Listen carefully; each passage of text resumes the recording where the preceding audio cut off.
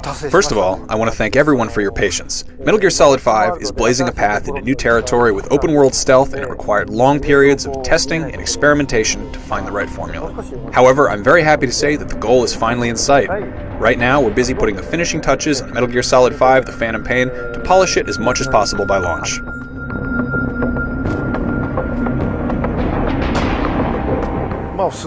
The game features vast environments filled with a huge amount of content.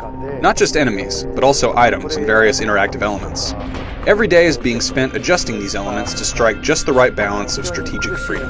This is the most difficult phase of development, but also the most rewarding. I'm feeling very good about how things are shaping up.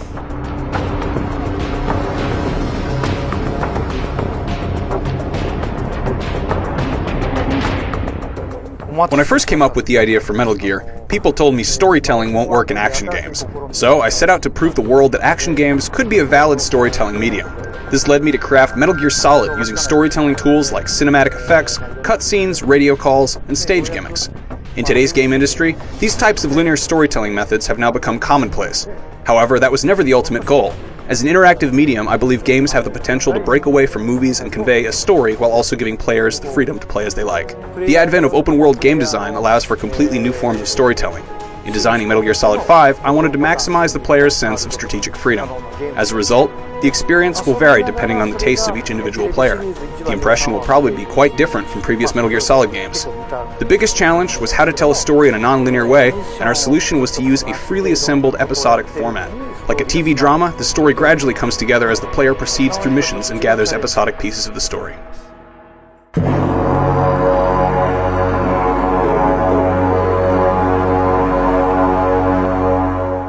To be honest, I never set out to create a franchise called Metal Gear, and the original game actually had a different title at first. However, various factors at the time led us to name the game after the main enemy weapon.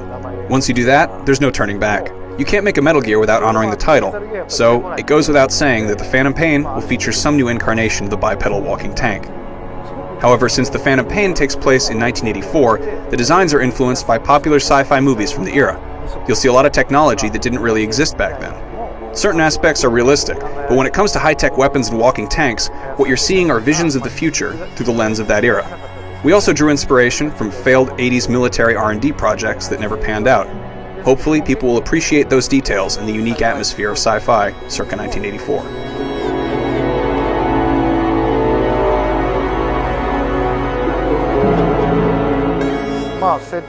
I come up with the setting and convey the character's name, age, habits, background, and language to Yoji.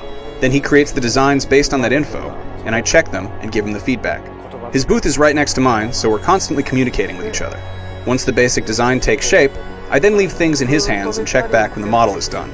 Generally, we're constantly moving in tandem, checking, verifying, and discussing designs at each and every phase. Sometimes, though, he surprises me with things completely different from what I asked for, and that's the really fun part of working with him. Several characters in the Phantom Pain are the result of this.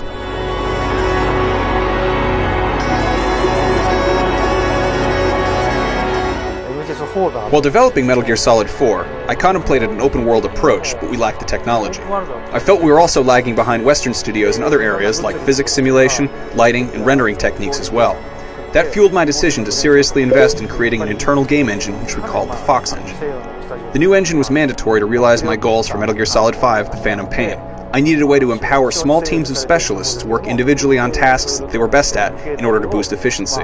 The engine also allowed us to adopt more of a Western-style toolchain and team structure. Without these modern optimizations, we'd never finish a game of the Phantom Pain's scope. This resulted in Metal Gear Solid 5 differing drastically from Metal Gear Solid 4, not only with respect to content, but also with regard to development style and methods.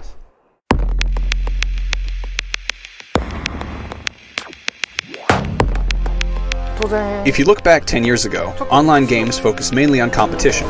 Players would assemble for matches, then disperse back to the real world once they were done. But today, hardware is constantly connected online, so whenever you play, there will always be somebody in the world doing the same thing. Therefore, I want to include elements that take advantage of that. This time, it's not just your mother base, but the mother bases of players from all over the world. This adds a new dimension to the gameplay based on connections between players online. It's a huge challenge for us, and we're putting a lot of effort into it. In the early stages of the game, Players will complete missions and enjoy the story as a standalone experience and develop their mother base. However, at a certain point, the game opens up and each player's story becomes intertwined with the experiences of others online as they compete with rival mother bases, or invite others to their base as allies. It's a different type of online experience. Hopefully, people will enjoy what we've done.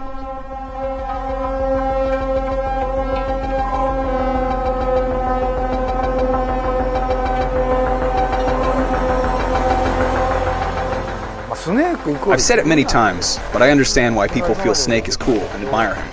In reality, though, Snake is and always has been nothing more than an extension of the player. He's your alter ego.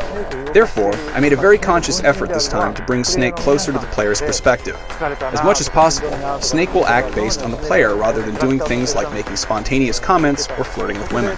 In fact, this time, Snake won't really speak much at all. Metal Gear Solid 5: The Phantom Pain is an open-world game focused on giving freedom to the player who will drive Snake's action. Snake himself will be more of a silent protagonist similar to Mad Max and Mad Max 2. It's the characters around him who will expand the story.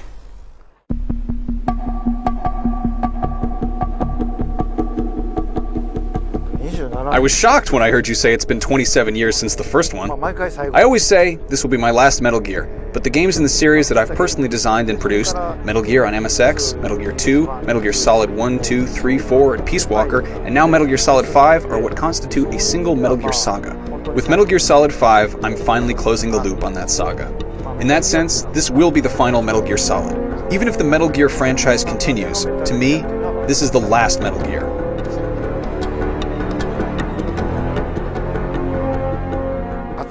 We're putting everything we have into redefining the concept of strategic freedom in open-world gaming as we sprint towards release during this critical phase.